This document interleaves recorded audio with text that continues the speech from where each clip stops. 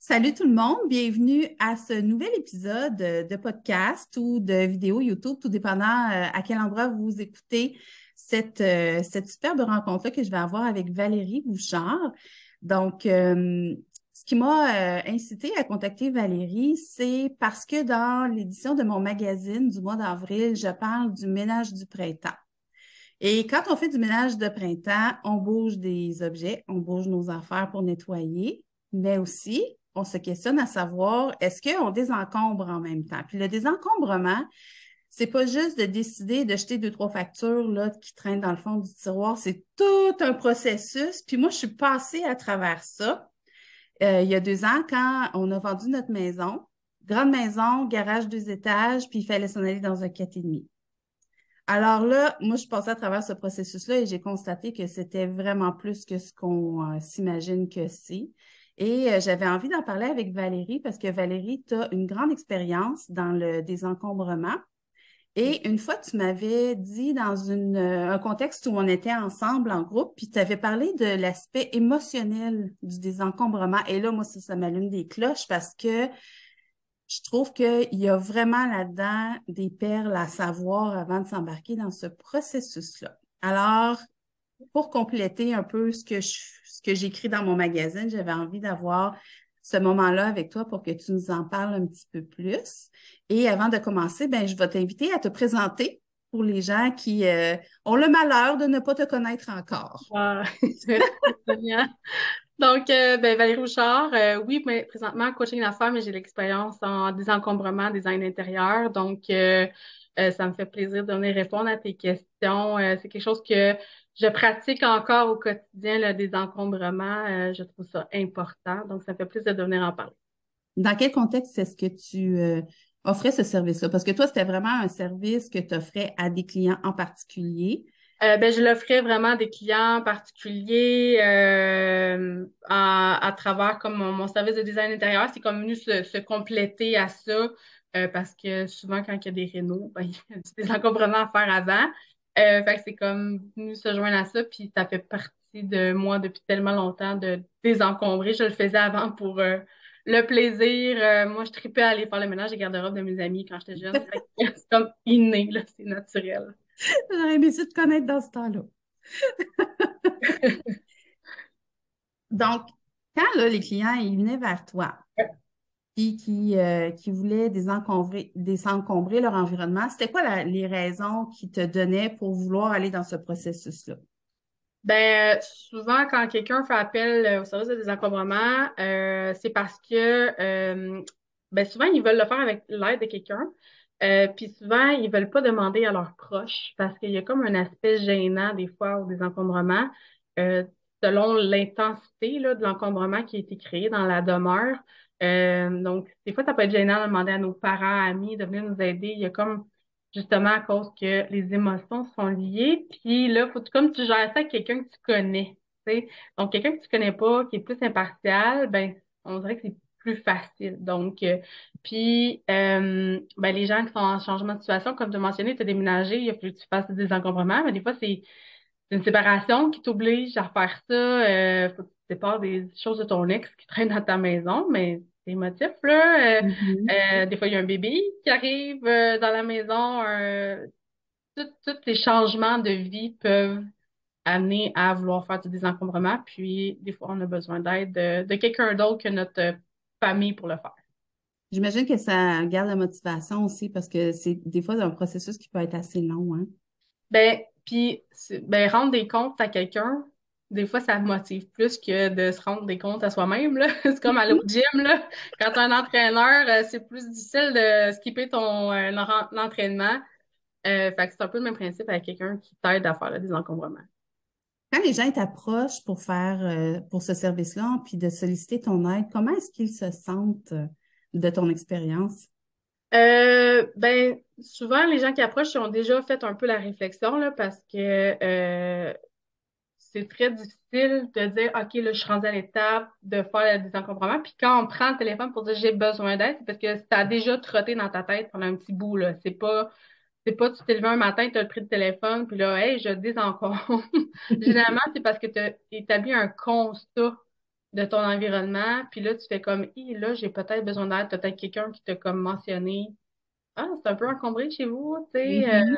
Fait que des fois, le processus est déjà entamé, fait que quand le téléphone sonne, c'est parce que là, il se dit, OK, là, j'ai besoin d'avoir quelqu'un de l'extérieur qui vienne m'aider. Fait que c'est déjà là, ils sont prêts à affronter le processus, puis souvent, ils ont déterminé un peu leur pourquoi ils veulent le faire. Parce que ça, c'est vraiment important dans le processus. Moi, quand je pensais à des encombrements, tu sais, je m'imaginais, là, tu sais, un parent âgé qui décède, puis là, il faut que tu ailles vider, mettons, son appartement ou sa maison, son garage. Puis là, tu sais, c'est empilé jusqu'au plafond, tu sais même plus ce que tu as. Mais, tu sais, c'est sûr que c'est une génération aussi qui accumulait les choses, j'imagine, pour une question de sentiment de sécurité, puis tout ça, parce que, tu sais, ils ont vécu des choses, tu sais, l'accessibilité à l'abondance était moins facile pour cette génération-là. Mais aujourd'hui, qu'est-ce que ça veut dire l'encombrement, le surplus d'objets? À à l'époque, c'était aussi lié avec la réussite, là. La réussite de ta vie. Ouais. T'avais des objets, tu remplissais ta maison, tu avais réussi. Il y avait comme un peu ce lien-là là, qui était avec. Euh, mais tu as différents types de comportements. Il y a celui-là qui est lié par la réussite, mais sinon, il y a une envie de combler un vide, généralement. Des fois, ça vient avec un problème de santé mentale. Des fois, ça vient avec un problème d'émotion, d'un traumatisme qui a amené à commencer à faire de l'amancement. Mais souvent, c'est remplir quelque chose. Puis là, c'est remplir un vide, mais ça peut être n'importe quel type de vide, là. Ça peut être un vide émotif, un vide de manque, un vide de peur. Ça peut être, tu sais, plein de choses qui amènent à se mettre à... euh, ben, parce que l'encombrement vient aussi d'un peu de l'achat compulsif. Mhm. Fait que, tu sais, des fois, c'est de l'achat compulsif qui fait que tu te mets à être encombré. Parce que tu peux être encombré dans plusieurs secteurs, là, comme dans plusieurs choses, mais tu peux t'encombrer dans le vêtement, tu peux t'encombrer parce que tu viens amasseur de collectionneur, tu peux être encombré parce que tu fais toutes les ventes de garage pas possible puis que tu prends tout ce qu'il y a. Tu sais, des fois, c'est parce que malgré toi, c'est toi qui as ramassé toutes les choses des personnes de ta famille ou qui sont décédées, puis c'est toi qui as tout ramassé ça, puis ben là, il y a le deuil qui est pas fait, fait que t'es pas capable de te désencombrer. Il y a comme tellement de possibilités qui font que ça crée de l'encombrement. Des fois, c'est déménager, la vie. Mhm. Je veux dire, quand on rentre en appartement, ben là, ta mère te donne un trousseau, là, ton père, tu sais, puis là, ta grand-mère t'en donne. Puis là, tu prends un peu tout ce qui passe parce que la vie, t'es étudiant, fait que tu prends ce qu'on te donne, puis là, tu rentres dans une maison, ben là, tu rajoutes souvent ce que le conjoint avait. Là, le monde t'en donne encore plus. Puis là, ben, tes enfants qui rentrent là-dedans. Là, t'as plus le temps parce que là, tu recommences à travailler. Là, t'es joué les enfants. Fait que ça va vite, là, tu sais, tu t'en rends Mhm. pas compte, là. Puis on a toujours fait un fameux locker. Là, tu dis, ah, ben, cette pièce, on n'utilise pas. Fait que là, on se ramasse à remplir une pièce dans le sous-sol. Puis on se ramasse à remplir un petit coin par là.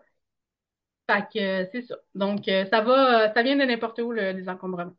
Tu m'avais déjà dit, je pense que selon l'endroit où tu accumules, il y a une signification psychologique. Comme par exemple, si tu accumules des vêtements dans ton garde-robe, l'émotion qui est reliée à ça, Ouais, c'est mais là, je vais me fier un petit peu à mes notes, là, parce que vas-y, vas-y. c'est tellement spécifique, là. Donc, oui, effectivement, quand c'est garde-robe, mais c'est au niveau émotif. Fait Ouais. que garde-robe d'entrée, c'est une accumulation qui est plus émotif, là. Donc, c'est vraiment avec tes émotions intérieures, émotionnelles. Donc, tu sais, ça peut être ta relation, tes relations amicales, ça peut être ta relation avec ton couple, ça peut être comment tu gères tes émotions avec tes enfants. Donc, c'est émotif. Fait qu'il faut vraiment aller chercher du côté émotionnel si dans tes garde-robes, c'est désorganisé, là, c'est pas bien structuré. On parle pas d'un désorganisé de base, là, de comme tu vis au quotidien, là, c'est comme t'as amassé des choses vraiment beaucoup, puis ils sont toutes là dans le fond de ton garde-robe. Tu sais pas c'est quoi qu'il y a dans le quatrième boîte dans le fond du garde-robe. Si tu sais pas, c'est parce que pose-toi la question, puis fais du désencombrement. Il y Mais a généralement, vraiment, personnel, là. Fait Il y a que, vraiment une différence entre le désordre et l'encombrement aussi, là. Tu sais, oui, c'est d'avoir une maison ça. en désordre parce que tu as 5 enfants, puis ça bouge, puis c'est la vie, c'est pas la même chose que Exact. d'accumuler des objets, puis que tu finis par justement plus savoir ce que tu as, là. Ce qui est important, c'est de ne pas savoir ce qu'il y a dans le fond d'une boîte, d'un garde-robe, parce que ça fait tant de mois d'années que tu n'as pas regardé, et que ça va juste comme se cumuler par-dessus. Tu sais, si tu sais ce qu'il y a dedans, il n'y a aucun problème. Ça veut dire que tu es organisé, c'est juste qu'il manque de place dans ta Ouais. maison. C'est pas pareil. Mais être encombré, ça veut dire que tu perds un peu la notion de c'est quoi les objets que tu as cumulés dans ta maison. Là, tu sais. Fait que Ouais. là, ça, c'est l'encombrement. Ouais, c'est vraiment quand tu perds un peu la notion de ce qui s'y trouve. Après ça, ben, tu sais, il y en a qui gardent les objets cassés, tu sais, qui vont se dire, ah, un jour, je vais le réparer. Surtout si c'est de la vaisselle, des meubles, ben, là, c'est des problèmes de santé, de richesse que ça peut être lié. Donc, tu sais, puis on s'entend, c'est relatif, problème de richesse ou santé, ça peut être juste, tu prends un peu moins soin de ta santé, tu as un peu plus de difficultés avec ta relation avec l'argent. Ça veut pas dire que c'est des gros problèmes. Ça veut juste dire que tu as une relation qui est peut-être pas saine avec ta santé ou avec ton argent. C'est OK. fait que c'est pas, faut que tu te poses un peu une question. Pourquoi je garde ces objets cassés-là? Au-delà de fait de vouloir les réparer, tu veux réparer quoi? Tu sais, puis là, c'est de te poser des questions. Tu sais, fait qu'il faut que l'objet te mène à une réflexion. Tu sais, puis pourquoi tu le gardes. Après ça, on a les gros, garder des objets cassés. C'est aussi, attends un petit peu, c'est une promesse de rêve non tenue. Ah, Donc, c'est ça, c'est symbole d'une promesse non tenue. Sinon, il y a les chambres en désordre. Ça, c'est ça, c'est des choses qui sont inachevées ou tu es trop occupé. Mais tu sais, on parle pas de chambre d'enfant, là, OK? Ça, c'est normal, ils cherchent, ils savent pas, là. Mais c'est vraiment, si votre chambre est constamment en désordre, là, c'est vraiment des choses inachevées, vous avez de la difficulté avec vos relations, vous avez de la difficulté à garder une stabilité dans votre emploi, vous êtes vraiment en recherche, là, de qui vous êtes. C'est ah, vraiment l'instabilité, là. Fait que si vous avez votre chambre qui est rangée, on a un bordel normal, là, ben là, ça, c'est correct. Mais sinon, c'est parce que vous êtes vraiment un peu comme vous cherchez. Puis après ça, si c'est nouveau, ben c'est parce que souvent, il se passe quelque chose dans votre vie. C'est un nouvel avancement, c'est quelque chose vous avez comme un peu perdu où vous voulez vous en aller. Tu sais, fait que c'est nouveau, on se pose des questions à savoir, OK, peut-être que je suis en train de me poser des questions sur mon avenir, sur qu'est-ce que je veux faire, tout ça. Donc, on va regarder ça. Puis, quand c'est des vieilles, vieilles, vieilles choses, ben là, c'est le passé, là. Fait que on se laisse envahir par le passé, on a peur de l'avenir, on est vraiment retourné vers comme nos souvenirs, tout ça. Qu'est-ce qui fait qu'on n'a pas envie de t'en aller de l'avant? Fait que c'est tout ce qui est une notion plus de deuil, souvent qui est relié à ça. Fait qu'il faut trouver pourquoi on le garde, prendre le temps d'analyser, puis de faire le choix de dire, OK, je le garde comme un souvenir, mais mon deuil est fait, tu sais. Fait qu'il faut ouais. vraiment prendre le temps de réfléchir à ça. Ouais, ça part de deux endroits, là, de garder un objet. Effectivement. Puis, c'est quoi l'impact qu'il y a dans la vie d'être dans un environnement où il y a beaucoup d'encombrement? Ben, on peut s'isoler socialement hein, parce que ça remplit vraiment notre maison quand on tombe dans le mode excessif, là. Tu sais, c'est rare que tu vas vouloir inviter quelqu'un à venir chez toi. Euh, profiter de ta maison, tu sais, t'es un peu gêné, hein? Tu te sens un peu comme pas Ouais. tant à l'aise de recevoir. Fait que, tu sais, ça limite ouais, c'est ça, ça limite vraiment ton rang social. Après ça, ben, tu sais, ça peut être destructeur, OK? Donc, tu sais, parce que tu t'auto-sabotes un peu, tu sais, parce que tu t'isoles, tout ça.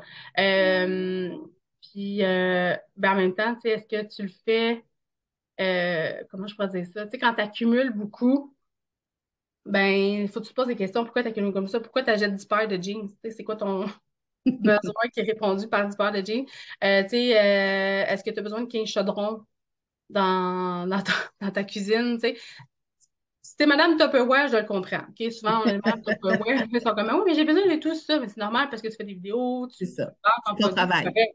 Mais, je veux dire, si t'es pas Madame Tupperware, c'est pas ton travail, t'es pas 15 enfants dans ta maison, pourquoi t'as 6 tiroirs de Tupperware chez toi? Explique-moi. Est-ce que ça t'est vraiment utile? Est-ce qu'ils rentrent les 6 tiroirs dans ton frigidaire? Tu sais, non.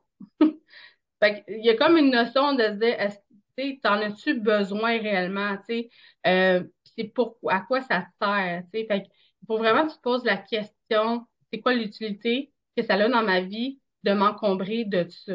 Parce que avoir plein de choses, ben, c'est parce que c'est quelque chose que ça prend, avoir des choses dans ton espace de vie, ça prend de la place aussi dans ta tête. Oui, Ça prend c'est aussi beaucoup vrai. de place dans ta tête. Donc, c'est là qu'il faut que tu te poses la question, cette place physique-là que ça prend dans mon environnement, ça prend aussi de la place dans ma tête parce que tu y réfléchis. Tu sais, comme tu as 4 bacs de manteaux, dont 3 tu portes plus puis qui font plus à personne. Mais tu vas toujours avoir une petite pensée, genre, dans l'année, en disant, il faudrait bien que je fasse le ménage de ces 3 bacs-là, tu sais, genre les vendre, les donner. Puis là, hop, ça passe. Mais mettons que tu y penses comme 10 fois dans l'année, ben tu viens de perdre 10 fois, genre 5 minutes à penser à ça. Ben, si tu fais le calcul, 10 fois 5 minutes, c'est 50 minutes, prends 50 minutes, fais le don. Tu vas arrêter d'y penser. C'est à ces Ouais. trucs-là. Tu sais, tu comprends? Ouais, puis là, on parle juste d'un manteau, mais On parle si on juste veut les d'un bac à encombrer, manteau, c'est là. multiplié Imagine, par là, le tu nombre. penses à tout ça, là. Ah, OK, les livres, il y a plein de livres que je lis plus. Fait que, même bout à bout, tous les moments où tu réfléchis à quelque chose que tu devrais sortir de ta maison, mets bout à bout, ben, si tu le fais, au moins, tu vas arrêter d'y penser. Tu vas sauver beaucoup de temps mentalement, beaucoup de Ouais. temps aussi dans ta vie.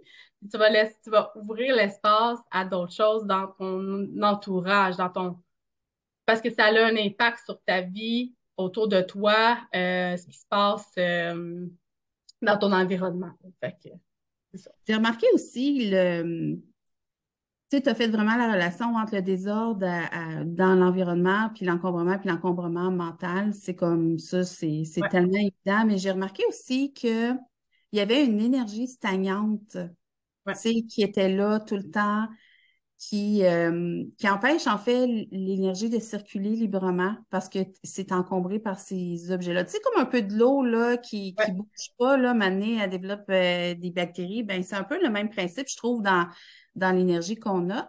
Puis il y a certains objets qui ont une énergie négative puis qu'on se rend pas compte. Puis moi, j'ai fait cette expérience-là, genre cette semaine, parce que moi aussi, je suis là-dedans, j'en parle, mais je suis là-dedans. Puis quand on est déménagé ici, je vous raconte ça vite. Quand on est déménagé ici, j'ai voulu acheter une couverture en laine, tu sais, avec le gros, gros tricot, là, tu sais, très épais, puis tout ça à mon chum parce qu'il trouvait ça beau, puis tout ça. Fait que je trouve quelqu'un sur Marketplace, je la contacte, les photos sont belles, c'est ça que je veux, je la contacte, je la paye tout de suite, puis je passe ma commande. Puis là, 2 semaines passent, 3 semaines passent, en tout cas, bref, il a fallu quasiment que je m'ostine avec elle pour lui dire, ben là, tu sais, il faut que ça ouais, arrive. Tu sais, ça a créé comme une espèce de conflit entre elle et moi, parce que j'y poussais dans le derrière, elle savait qu'elle était en retard dans ses commandes, elle se sentait mal, mais tu sais, comme elle n'avait pas l'humilité de m'en parler, puis de bref, je finis par recevoir cette couverture-là dans une boîte, garrochée dans la boîte, tricotée tout croche. Tu sais, genre, était lettre, là, ça n'avait pas de bon sens. Je ne pouvais pas croire que j'avais payé autant pour une affrosité comme ça. Puis bon, je la contacte, j'ai dit que je suis pas contente, elle m'ostine, bref, je laisse tomber ça, mais je me dis, je vais la retricoter. À un moment donné, je vais la défaire, puis je vais la retricoter, c'est pas chinois. Puis je l'ai laissée dans une boîte 1 an et demi en me disant, je vais la retricoter, je vais la refaire, je vais la retricoter. Puis cette semaine, je l'ai ressortie, puis j'ai décidé de la retricoter. Sauf que, tu sais, après l'avoir lavée, puis tout ça, la laine était mince ici, épaisse là. Fait que, bref, c'était plus laide qu'avant de l'avoir refaite. Fait que j'ai décidé de l'acheter. Fait que là, j'ai jeté aux poubelles un objet relativement neuf qui m'avait coûté 260 pièces, mais il y avait une énergie tellement négative dans ce couvert-là. Si je me disais, même si je la retricote puis qu'elle est belle, elle va toujours garder cette empreinte-là. ouais. Fait que j'ai décidé de m'en Mais débarrasser. qui Ouais, était lié à ça, tu sais. Mais c'est pour ça qu'il faut faire le tri de deuil aussi avec les objets. ouais. Tu sais, je veux dire, un fameux, souvent, des fois, on hérite genre d'un meuble, là, de Mhm, grand-mère. Là, tu veux mhm. pas le jeter. Parce que tu vas donc te faire juger d'avoir jeté le buffet de grand-maman. Ben, tu sais, non. Toi, il prend de la place, il prend de l'énergie, il est gorgé d'énergie du passé. Je vais occuper ma popoune. Mais bon, ok. On peut-tu faire C'est la vraie vie, c'est super cute. est-ce que c'est possible de faire pause? Oui, certainement. J'arrête ça tout de suite. OK, alors on est revenu pour la partie 2 suite de notre belle entrevue avec Valérie. Donc, on était rendu au vieux meuble de grand-mère qui a une énergie gorgée de cette personne-là qu'on n'a pas nécessairement envie d'avoir dans notre environnement. Oui, exactement. Mais tu sais, je parle même vraiment, ça peut être d'autres choses. Tu sais, justement, si on a gardé un objet d'un ex, tu sais, d'une Mhm. ex-personne, tu sais, parce que c'est toi qui as gardé la maison, puis, ben, tu sais, peut-être que c'est pas une bonne idée de garder ces objets-là, tu sais. Je sais bien que des fois, financièrement, oui, c'est une décision, mais est-ce que tu peux peut-être la vendre, puis t'acheter quelque chose de plus petit temporairement pour changer l'énergie, tu sais, puis te réapproprier ton espace à toi. Tu sais, c'est souvent ce qui arrive aussi quand il y a une nouvelle personne qui rentre dans la famille, on dirait qu'elle veut changer l'espace, elle l'approprier, créer sa propre énergie dans cette espace-là, c'est totalement normal, là, tu sais. Donc, oui, généralement, quand il y a une nouvelle copine ou un nouveau conjoint qui rentre, ben, ça se fait comme de soi, le désencombrement, mais tu sais, il faut quand même le faire même si on reste en couple, tu sais. On évolue, on change, fait que, tu sais, faut se redemander est-ce que ça en est encore utile, est-ce que c'est un souvenir qui est pertinent à conserver, euh, puis est-ce que ça fait juste ramasser, parce que souvent, des fois, collectionner des petits objets, des bibelots sur les, est-ce que ça t'apporte vraiment du bonheur, Mhm. visuellement?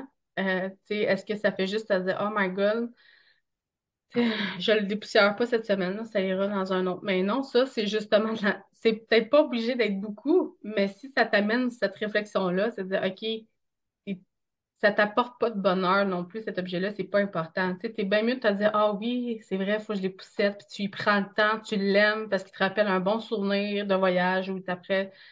Ça, c'est correct. Mais si t'en as plein qui te font comme, je suis pas bien avec cet objet-là ou ça, c'est lourd, tu sais, ben, peut-être que tu devrais réfléchir à savoir si tu devrais le garder. C'est quitte à Oui. temporairement l'enlever, le mettre dans une boîte, puis si après 6 mois, il t'a toujours pas manqué, ben tu sais ce que tu as à faire avec, là. Genre, mets-le en vente de garage.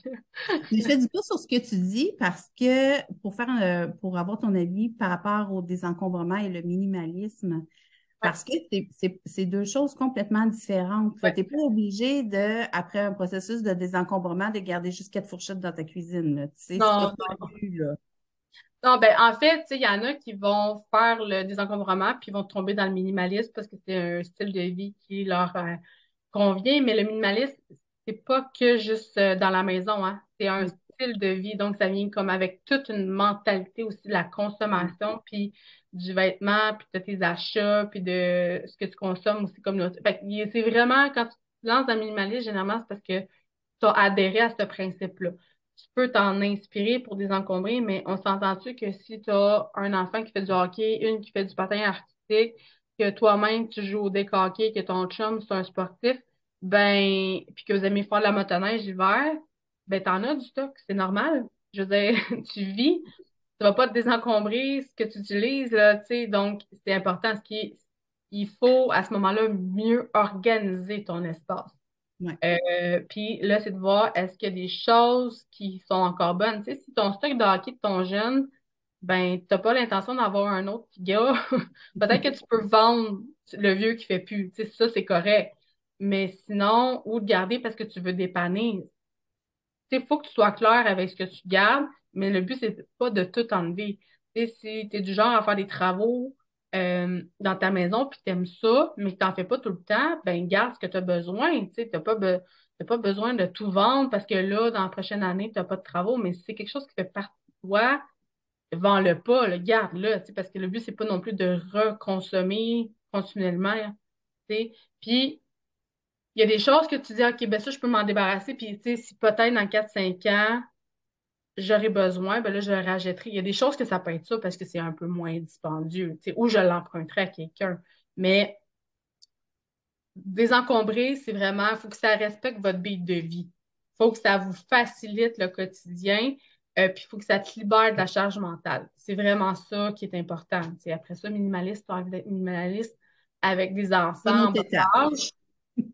C'est un challenge que tu peux relever si tu décides de le faire, mais c'est mieux de le faire avec ton conjoint ou ta conjointe qui est partante parce que c'est important. Puis, d'impliquer les enfants aussi dans le processus, ça peut être important. Puis moi, j'ai remarqué que quand tu prends une décision dans la vie, souvent, l'univers va t'envoyer un test dans la semaine d'après pour savoir si tu es vraiment déterminé.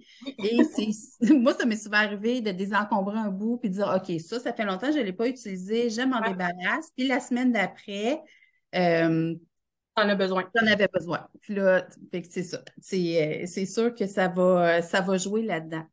Il nous reste à peu près 10 minutes. J'aimerais ça que tu me parles des étapes du désencombrement. En fait, c'est sûr que la première étape, c'est de savoir son pourquoi, hein, pourquoi tu le fais, là. C'est important d'en parler avec ta famille Mhm. parce que tu vas chambouler un peu leur quotidien. Fait que ça, Mhm. c'est vraiment important. Ton why, puis d'être prêt émotivement à avoir à gérer des émotions peut-être que tu t'attendais pas à avoir à gérer.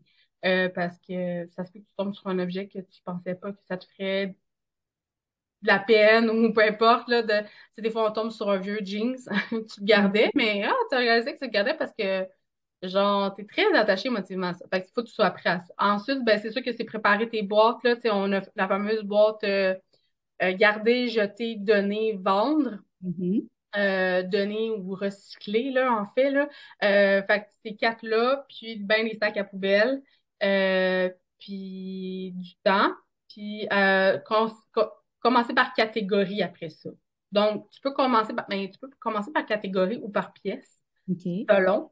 Tu peux te donner des blitz de 15 minutes par jour, tu peux te donner des blitz de 3 jours, une fin de semaine. Ça dépend de ton niveau d'énergie et c'est extrêmement demandant mentalement et énergétiquement et Mhm. on sous-estime ça.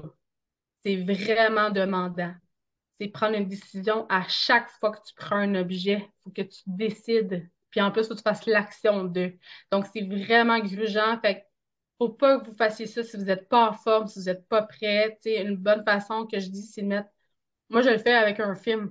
Moi, j'aime ça quand il y a un film qui joue en arrière ou, tu sais, puis que je suis en mode relax. On dirait que ça me met dans le beat. Il y en a qui aiment ça avec la musique. Fait que, Mhm. tu sais, vraiment se mettre dans une bonne ambiance. Puis, les étapes, ben, moi, je préconise que quand on fait du désencombrement, on lave, on nettoie. On C'est ça. nettoie l'espace, on nettoie la pièce. Ça sert à rien d'enlever, de pas nettoyer, puis juste de remettre. Tant qu'à ça, prends le temps de nettoyer, prends le temps de te réorganiser. Puis, ça va être le bordel, là. OK? Ça va être le bordel Oui, pendant faut passer plusieurs par le jours. chaos, hein, Ça avant va que être ça place. chaotique, là. À un moment donné, tu vas faire, My God, je m'en sortirai jamais. Mhm. Donc, c'est interminable. Puis là, tu vas perdre en énergie parce que tu l'énergie physique, mentale qui a beaucoup, beaucoup, beaucoup été utilisée. Puis là, en plus, tu te ramasses dans un chaos encore plus qu'au début. Ben, c'est le début de la fin. Fait que lâche pas. Là, tu peux demander de l'aide si tu le fais tout seul, d'avoir un coup de pouce pour t'aider comme à faire comme quelques heures pour te recrinquer. Tu vas voir après ça, là, tu vas être vraiment satisfait, là. C'est pas mal, je te dirais que c'est pas mal ça les étapes, là, d'habitude. C'est vrai que quand il y a un chaos, tu as deux choix. Soit tu avances, tu continues, puis tu vois la lumière au bout du tunnel, ou tu arrêtes là parce que c'est trop impressionnant, puis tu sais plus où Ouais, tu t'en vas dans le processus. Puis ouais, j'aime que tu dises que quand c'est le chaos, ça veut dire que ça achève, tu sais, parce que c'est de même dans la vie, finalement, ouais, tu sais. On ouais. entend un nouveau projet, à un moment donné, on est mêlé comme une poignée de clous, on ne sait plus où est-ce qu'on s'en va, on voit ça gros comme une montagne, puis à un moment donné, pouf, tout tombe en place, mais il faut continuer, il faut persévérer. On prend pas de recul, hein? On prend Ouais. pas de recul. Si tu sors de ta maison, va super au resto, va te changer d'air pendant une journée ou deux. Toi, je dis pas au pire pendant une semaine. Puis après ça, remets-toi dedans, ramène ton pourquoi tu le fais. Oui. Puis au pire, demande de l'aide. Oui, tu sais, ne serait-ce que quelqu'un qui sort les sacs de poubelle ou qui va porter ce que tu recycles ou que tu Ou qui donnes. boit un Et- café au comptoir, là, qui te Oui, regarde faire, hein? C'est niaiseux de même, mais des fois, de jaser avec quelqu'un pendant que tu le fais, l'autre personne n'est pas obligée d'être impliquée, là. Ça peut être quelqu'un qui est là puis qui puis de stresse. compagnie. C'est ça. C'est juste l'accompagner. Des fois, juste ça, ça fait du bien. Il va te confirmer, dire, ah, cet objet-là, ben, lui, il va te poser la question parce que c'est, tu sais, si tu as posé la question, je l'aime, tu, je garde, tu, pourquoi je le garde, tout, c'est beaucoup de questions à se poser, mais tu Oui. peux demander à la personne, dire, pose-moi donc les questions comme Est-ce que je le garde pour telle raison? Puis c'est dur c'est facile de se mentir à soi-même pour des objets. C'est dur d'essayer de convaincre quelqu'un d'autre que tu gardes un objet inutilement. Fait Oui. que des fois, ça peut être pertinent d'avoir un ami qui vient te boire un café pendant que tu fais ça. Effectivement. Puis, il y a des choses qu'on peut mettre de côté aussi. Moi, en tout cas, dans mon processus, c'est ce que j'ai fait, c'est que, tu sais, au départ, je voulais tout garder, mettons, pour une prochaine maison de campagne, là, fait que je voulais tout garder mes meubles, les mettre dans le garde-meuble. Puis, tu sais, après 2 semaines, je me disais, wow, tu sais, on s'en rachètera. Puis, tu sais, ça, bon, faut pourquoi le vendre, hein? Puis, tu sais, finalement, j'ai-tu vraiment envie de payer 200 pièces d'entreposage pour des meubles que j'utiliserai pas pendant je sais pas combien d'années? Fait que, tu sais, il y a comme un processus de détachement qui vient avec le fait de désencombrer. Plus tu désencombres, plus que tu as envie de cette espèce d'air frais-là, Ouais. et tu prends conscience des objets qui sont vraiment, vraiment, vraiment précieux.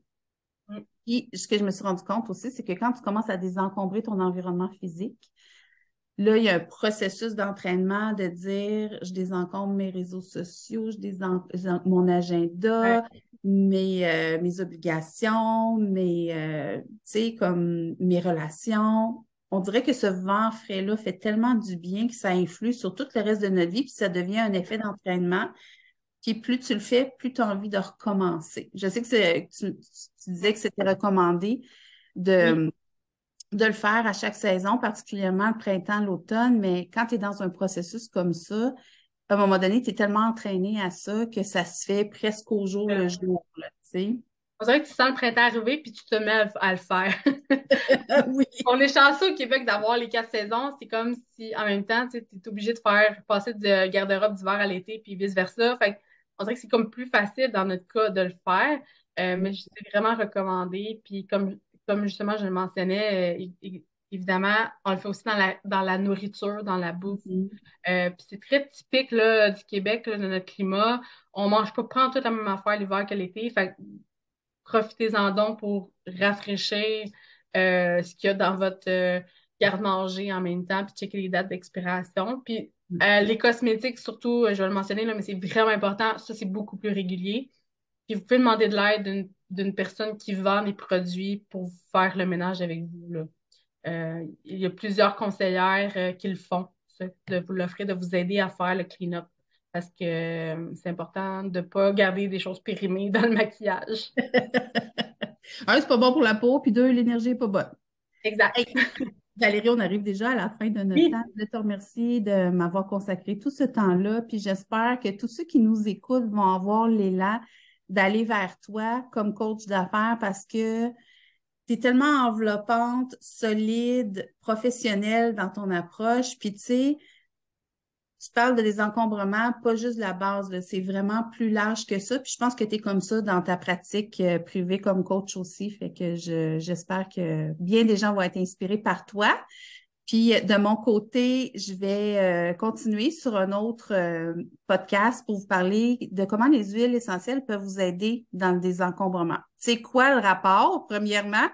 Deuxièmement, comment est-ce qu'elles peuvent vous aider à faire émerger les ressources dont vous avez besoin? Tu sais, on a parlé de courage, on a parlé de deuil, on a parlé de motivation, on a parlé d'énergie.